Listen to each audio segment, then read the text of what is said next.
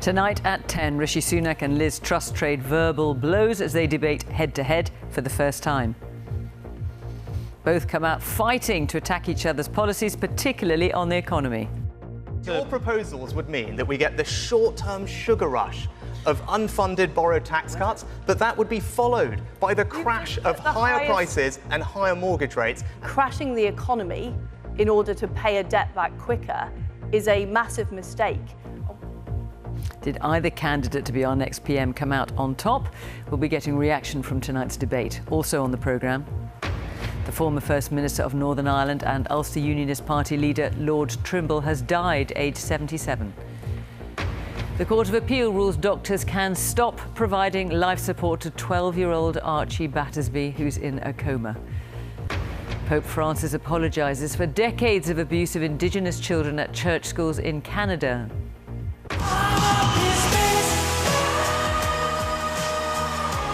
And Eurovision's coming to the UK. We will host the contest next year after coming second to Ukraine. And coming up in the sport on the BBC News Channel, can England's women end their multi-format series with South Africa on a high? We'll have all the action for you.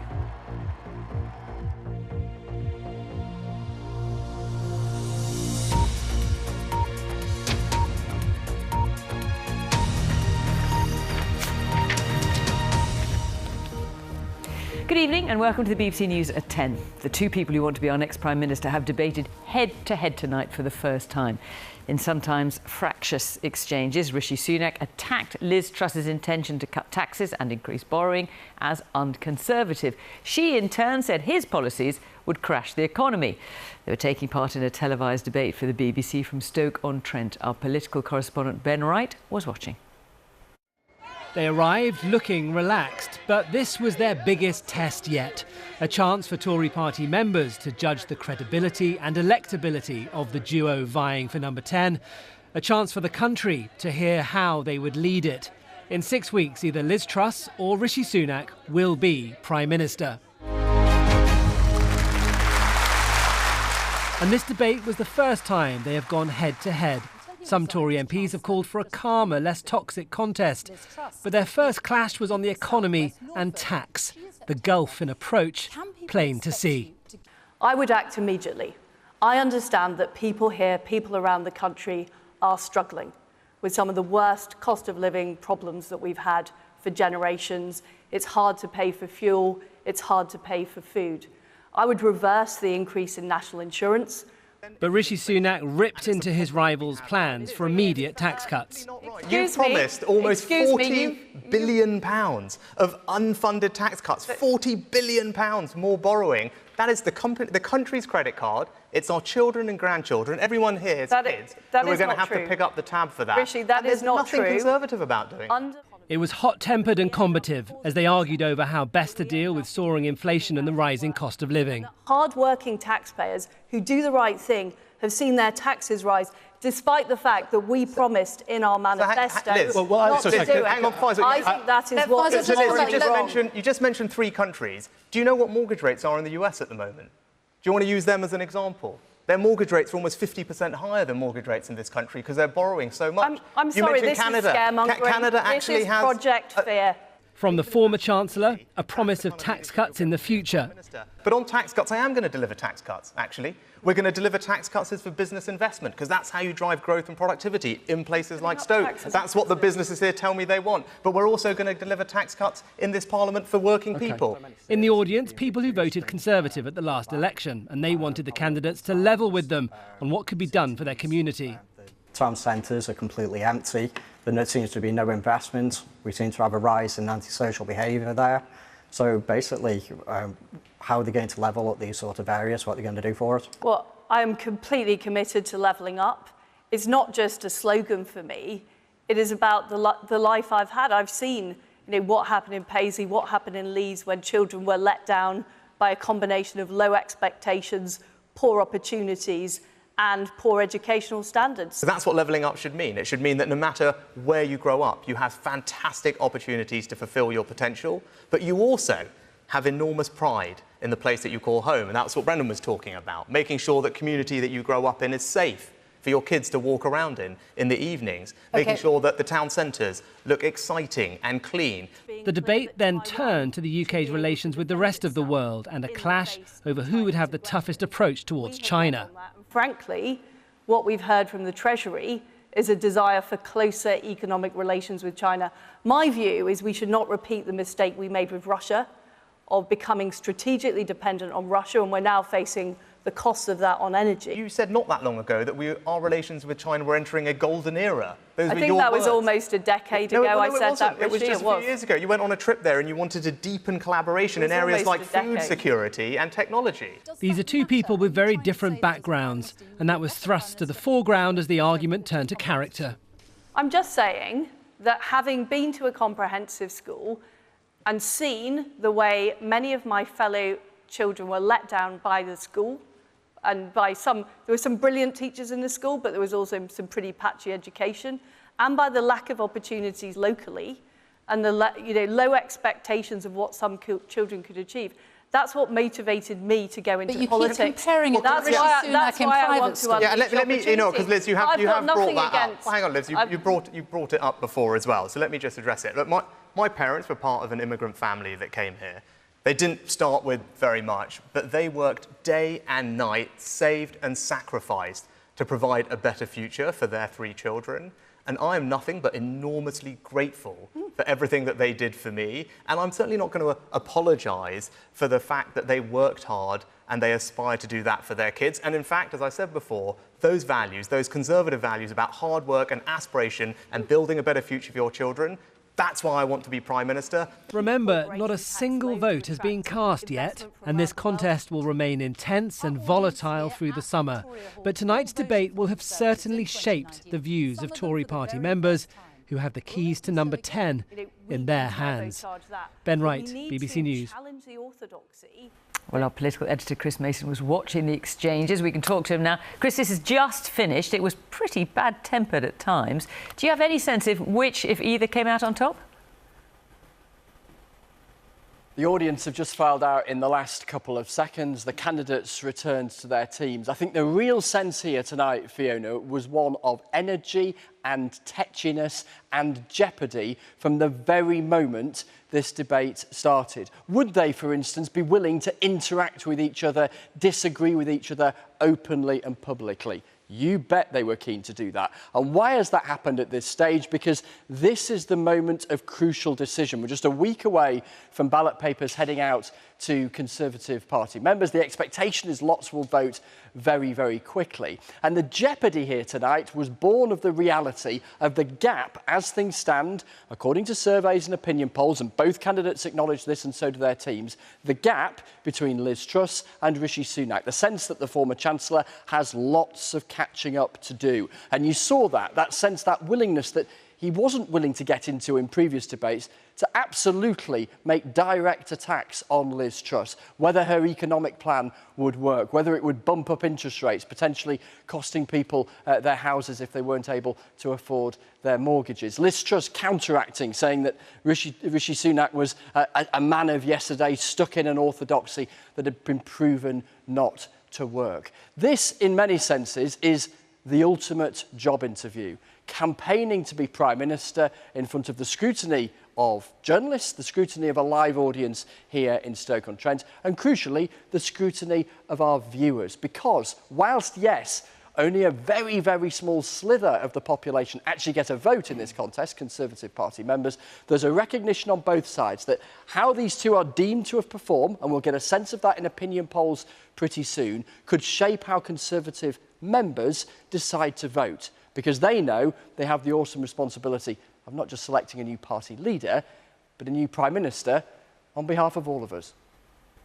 Indeed. Chris, thanks very much. Well, along with those Conservative voters who attended tonight's debate, many others followed the event on television. Our political correspondent Alex Forsyth reports from Workington in Cumbria, a traditionally Labour constituency that voted Conservative at the last election. Voters from a range of political perspectives have been giving their views on tonight's debate. Dietary requirements, illness, politics. At the Theatre Royal, they're used to drama. It's been home to these local performers for decades. But tonight, it was politics that took centre stage. I don't understand what you're saying. So what did they hope to hear? Lauren works in the nuclear industry and has 2 children. I think it's really important to look at the financial situation at the moment for a lot of people. I think that, you know, the energy crisis, all those kind of things, and the impact on people on a day-to-day basis is huge. Morgan's a retired maths teacher.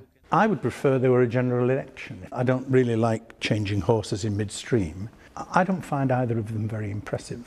Anne works in finance. I was put off a bit by the slander and the tittle-tattle and everything. I'd rather just see what job are they going to do and are they going to do the job. Ivan's recently joined the Workington Players to improve his confidence. I feel like right now we can't trust them. Who will be our next Prime Minister? So did tonight's performance change minds or move views in this once Labour stronghold that voted Tory in 2019? Liz Truss is getting annihilated, and I think that I don't believe her policy from sitting here listening now. She's saying what she thinks everybody wants to hear. There's no forward plan, end game.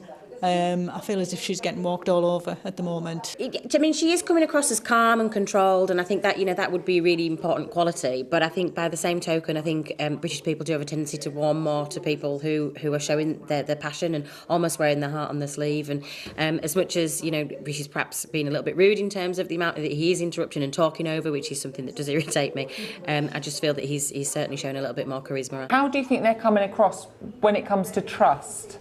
I would say they're not at the moment, because I feel like all they're doing is giving the people what they want to hear. What do you make of their policies? I feel like Rishi's policy is what we possibly need, but it is hard to believe that when he has just not long put the tax up. I find him unbearable tonight.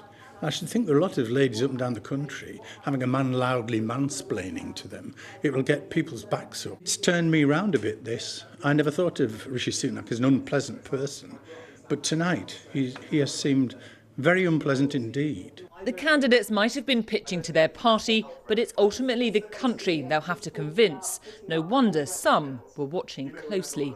Alex Forsyth, BBC News, Workington. Well, our economics editor Faisal Islam also joins us now from Stoke. Faisal, you were listening to the whole debate. There were lots of areas of disagreement, but on the economy, that's where the biggest differences were. Yeah, and it's a clear choice between 2 different approaches. The result of this prime ministerial debate will lead to some sort of change in economic policy, and that could both be on tax and spend, fiscal policy, and also on the way in which interest rates are set by the Bank of England, what's known as monetary policy. So a big challenge, really, in terms of the changes that might occur. I felt we learned a couple of things from, at one point, Liz Truss referred to the sort of Treasury mantra around trying to count all the incomings and outgoings and balance the budget as bean counting. She does want to, and basically admitted, borrow more in order to fund tax cuts. She thinks that that's the current state of the economy requires those tax cuts. But we also heard from Rishi Sunak not really able to describe any other advanced country around the world that has raised taxes at this stage during a cost of living crisis. So 2 clear options for those Conservative members: borrowing more to fund tax cuts right now to support the economy, or dampening down on borrowing to stop inflation getting out of control. 2 real options, a big choice that will be made by these Conservative members by September. Indeed. Faisal, thank you very much. And if you missed some or all of the debate between the 2 candidates, you can watch Our Next Prime Minister, presented by my colleague Sophie, on Catch Up on the BBC iPlayer. Lord Trimble, former First Minister of Northern Ireland and leader of the Ulster Unionist Party, has died at the age of 77. He was instrumental in the negotiation of the Good Friday Agreement, the peace deal which ended the worst of Northern Ireland's troubles. It won him the Nobel Peace Prize along with the SDLP leader John Hume. Our Ireland correspondent Emma Vardy looks back at his life. David Trimble became one of the key peacemakers who led Northern Ireland out of conflict through dogged determination. That real peace is at hand if there is not a beginning to the decommissioning of weapons. He was not only a Nobel Peace Prize winner, but for a while a household name. In 1995, while Northern Ireland's conflict known as the Troubles continued, he became the leader of what was then Northern Ireland's largest unionist party, the Ulster Unionists. Well, we're delighted to be back down the traditional route. He could be prickly and temperamental. You are distorting the situation, Mr. Thompson, entirely. And David Trimble gained a reputation as one of the more staunch unionists in his party when he opposed police, trying to prevent a controversial march by the Protestant Orange Order through a Catholic neighbourhood, which led to a violent standoff at Drumcree. But he later defied the hardliners as he entered multi-party talks with Sinn Féin, the political voice of the IRA. Those discussions eventually led to the Good Friday Agreement, which largely ended the violence. And David Trimble became Northern Ireland's First Minister. But many in his own party felt he'd conceded too much and that Sinn Féin could not be trusted, which led to a number of high-profile defections to the harder-line DUP. Later, support for the Ulster Unionist Party collapsed, from 10 seats to just 1, and David Trimble's policies were blamed. He eventually stood down as leader in 2005 and was later elevated to the House of Lords, where he continued to make the case for unionist concerns during the Brexit negotiations. In sharing power with Sinn Féin, he always stated that he had done the right thing, though at the time it came with great personal and political risks. He will be remembered as instrumental in forging Northern Ireland's path to peace. Lord Trimble, who died earlier today. Well, let's talk to Emma Vardy over in Northern Ireland. Emma, there's been reaction from political leaders to the death of Lord Trimble.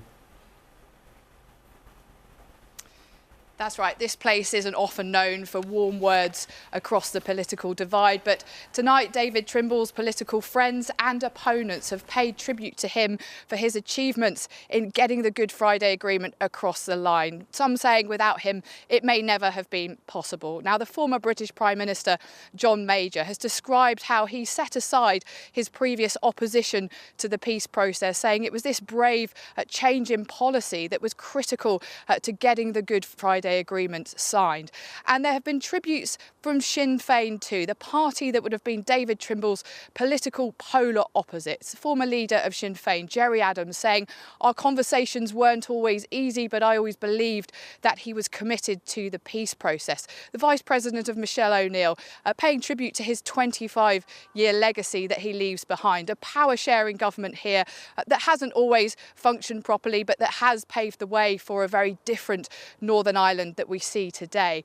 Now, more recently, Lord Trimble had outlined his concerns over the Northern Ireland Protocol, the Brexit arrangements, which are bitterly opposed by unionists here because they create a trade barrier between Great Britain and Northern Ireland. And he had voiced his concerns that this could undermine all that the Good Friday Agreement had achieved. But tonight, it is how David Trimble helped work to achieve the Good Friday Agreement that many never thought possible, which he will be remembered for.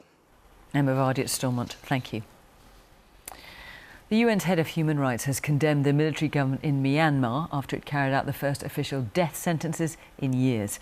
Protesters have been demonstrating after the military junta put to death 4 pro-democracy activists on alleged terror offences.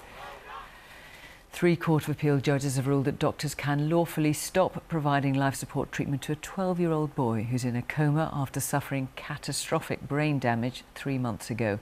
Archie Battersby was found unconscious at his home in April and has been at the centre of a legal dispute for weeks. His mother says she'll now consult her legal team about their next moves, but an appeal to the European Court of Human Rights is one potential option. Tim Muffet reports. A 12-year-old with an infectious enthusiasm for life, according to his family. But on April the 7th, Archie Battersby's mother found him unconscious at home in Southend. She believes he had taken part in an online challenge that went catastrophically wrong. Doctors treating him at the Royal London Hospital believe he is brain stem dead and that life support treatment should be withdrawn. His family have argued that whilst his heart is beating, he should be given more time to recover. His parents had appealed against a previous High Court ruling that had concluded it was lawful to end life support. Today they arrived at the Royal Courts of Justice to hear the opinion of 3 appeal court judges. that after careful thought, we refuse permission to appeal on all. They also concluded that the withdrawal of life support would be lawful. In this truly tragic case, Archie's best interests have rightly and repeatedly been given the most anxious attention, and the judge has made a conscientious decision that this court would not disturb. Speaking outside the court, Archie's mother gave her reaction. I guess I come across as I'm holding it together well. No, I'm not. I'm broken. I'm absolutely in bits. But somebody has got to fight for that little boy. This whole system, this judge system, and what the hospital trust put you through is shameful. Archie's family say they have seen him attempting to draw breath independently during the past few days, and that they want this new evidence to be assessed by a High Court judge. They also say they may take this case to the European Court of Human Rights.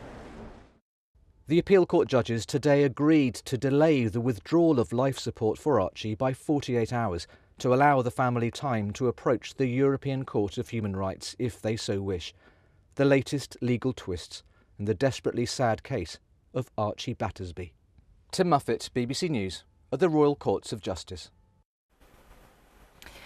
An independent review of Scottish cricket has found the governance and leadership of the sport to be institutionally racist. It also found that those who did raise issues were ignored or sidelined, and that a culture of racially aggravated microaggression was allowed to develop. Our Scotland correspondent Alexandra Mackenzie has the details. Cricket Scotland described this as a dark and devastating day for the sport. There are other instances that have occurred. Majid Haq and Qasim Sheikh, here with their lawyer, played cricket for Scotland. Both say their career was ruined because of racism. Playing for the national team was everything I dreamed of. However, I don't feel I was treated equally through my brief stint playing with the side. I also was not getting selected when the team was not performing. When I complained, I was told, "You should count yourself lucky you are here." I was treated like a criminal and sent home in shame. For myself to be sent home for a factually correct tweet was a sign of institutional racism and how people of colour are treated differently and a lot more harshly to white counterparts. I know my career is gone now, but I hope that future generations and current players will never have to suffer the way I did. Because they spoke out, this review was commissioned by Sport Scotland. It highlighted 448 examples of institutional racism. Cricket Scotland failed in 29 out of 31 indicators of racism and will now be placed in special measures until October next year. They must also put a new diverse board in place. A dark and devastating day for Cricket Scotland. It's been incredible that so many people have come forward. The courage they've shown to come forward and contribute to this review is amazing. Sport Scotland has made no personal apology to Majid Haq or Qasim Sheikh, but they did welcome the report and said there was no room for racism of any kind in sport. The task ahead is a challenging one, but those involved hope that cricket can be a diverse and inclusive sport. Alexandra Mackenzie, BBC News, Stirling. Human remains have been found after a fire at a mill in Oldham in Greater Manchester 2 months ago. Police said at the time of the blaze that nobody was believed to be inside the building, but officers received a report last week that 4 Vietnamese nationals are missing. Pope Francis has apologised to Canada's Indigenous people for the Catholic Church's role in schools where children were abused. He said he was deeply sorry for the Church's role in running the schools where many children died. More than 150,000 Indigenous children were separated from their families and brought to residential schools between 1881 and 1996. Our religion editor Ali Makbul reports from the Canadian province of Alberta. An ongoing problem with his knee means the Pope spends much more time in a wheelchair these days. At one point there were questions as to whether this trip would go ahead at all. But using a walking aid, he did manage to come to greet those of us accompanying him on his week-long trip to Canada. The Pope has called this a pilgrimage of penance. While he's had been of ill health of late with mobility problems and a knee operation and other trips have been cancelled, the Vatican says he was keen that this trip went ahead because of its importance to him personally. The entire visit's to apologise to Canada's Indigenous people for the role the Church played in separating their children from their families and forcing them into so-called residential schools where they were made to forget their culture. More than 150,000 Indigenous children were taken as recently as the 1990s to schools often run by the Catholic Church. Abuse was widespread and thousands of children died.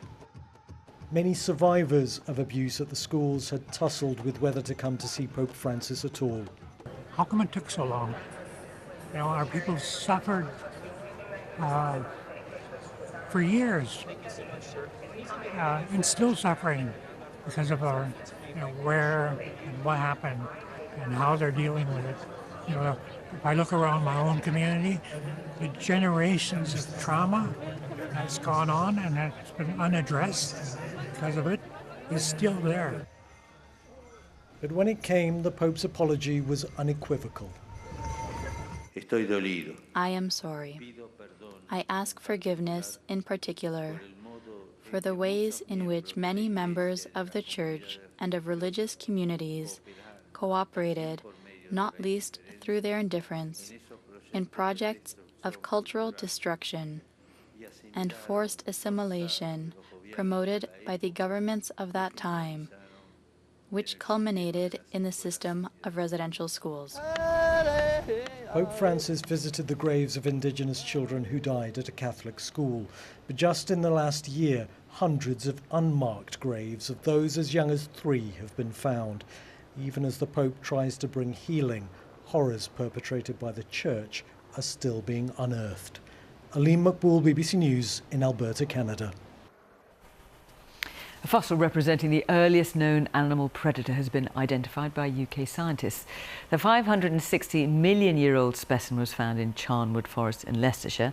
The outline of the 20-centimetre tall creature was imprinted on a long, sloping slab of quarry siltstone. It's probably the first example of an organism with a true skeleton. And because of its shape, scientists believe it's related to the group of species that today includes jellyfish. Researchers have named it Aurora lumina Attenborough Eye in honour of Sir David Attenborough. And the Eurovision Song Contest will take place in the UK next year after the show's organisers decided it couldn't be held in the winning country, Ukraine, because of the war. The UK had its best result in a long time in this year's contest when Sam Ryder came second with his song Spaceman. It's not yet known which city will play host, but as our arts correspondent David Sillito reports, Glasgow and Manchester have already expressed an interest. In the Eurovision Song Turin 2022, Ukraine wins the Eurovision Song Contest. This victory is for every Ukrainian. Slava Ukraini! But the immediate question was, could it really host next year's contest? And now, after weeks of discussions and diplomacy and agreement, next year's contest will be hosted by the runner-up, the UK. All thanks to Sam Ryder. The main thing is that we throw an amazing event that celebrates the Ukraine, and and one thing's for sure, we know how to throw a party here in the UK. However, the show will have to have a strong Ukrainian flavour. We will be in the United Kingdom. We will have BBC as the host broadcaster, but we will also, of course, do a lot of things to honour our winner, Ukraine. The last UK Eurovision was Birmingham, 1998. It has since then become a much bigger event. Nevertheless, around a dozen cities have already expressed an interest in hosting the show.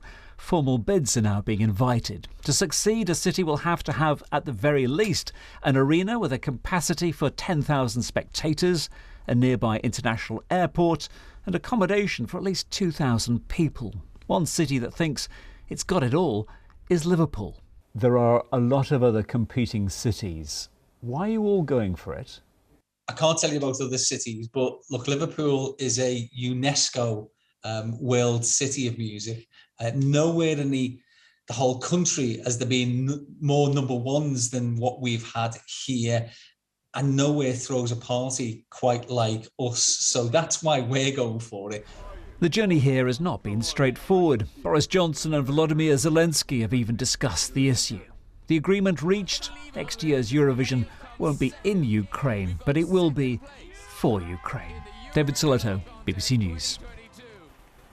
Right, let's take a look at the weather, shall we? Stav is here. Hi, Stav. Hi there, Fiona. Thank you very much. Good evening to you. Low pressure brought a change to our weather over the weekend. A pretty vigorous area of low pressure brought some very heavy rainfall to the north and the west of the UK. It's also introduced some cooler, fresher air, and that's going to be noticeable over the next few days, although higher pressure will be building in from the Atlantic. So that'll settle things down. It'll be drier apart from the odd shower here and there, but we've got fairly cool northwesterly winds. There's the low pressure which affected much of the country today and over the weekend. We do have quite thick cloud and some showery bursts of rain affecting southern Scotland, northern England. This is pushing its way southwards across the Midlands in towards southern England overnight. It will be weakening. There may be the odd heavier burst on there, but as it reaches the south, there'll be no more than a band of cloud with just some spots of rain. The odd shower elsewhere, but actually quite a lot of dry weather with some clear spells, and it's going to be quite cool out of town. We could see temperatures actually out of double figures, in fact, across the north, but 13 to 15 degrees across the south. So it's a fresher start to the day tomorrow. Should see quite a bit of sunshine around. Most of the cloud will tend to affect central eastern England, and showers will develop into the afternoon across Scotland and Northern Ireland. The odd heavier one here, but I think lighter showers further south. No useful rain, in fact, for much of the southeast, which really does need the rainfall. The wind's lighter too, coming in from the northwest, still quite fresh across the Northern Isles, but the air mass is still on the cool side. So we've got the high teens in the north, maybe 22 degrees in the south and east. Those values are a little bit below par for the time of year. As you move through Wednesday, towards the end of the week, our area of high pressure moves towards the east. That starts to draw up some warmer air from the near continent, so we'll be warming up, but there'll always be the threat of showers across the north and the west of the country. So those temperatures rising up to the mid to high 20s across the south and the east of the country by the end of the week. It's warming up in the north too, but there'll always be the chance of a few showers here. That's it, Fiona. Stav, thanks very much. That is the BBC News at 10. There's more analysis of the day's main stories, including that debate between Liz Truss and Rishi Sunak on Newsnight with Mark Urban, which is just getting underway. There he is on BBC Two. The news continues here on BBC One. Now, of course, it's time to join our colleagues across the nations and regions for the news where you are. But from the 10 team, good night.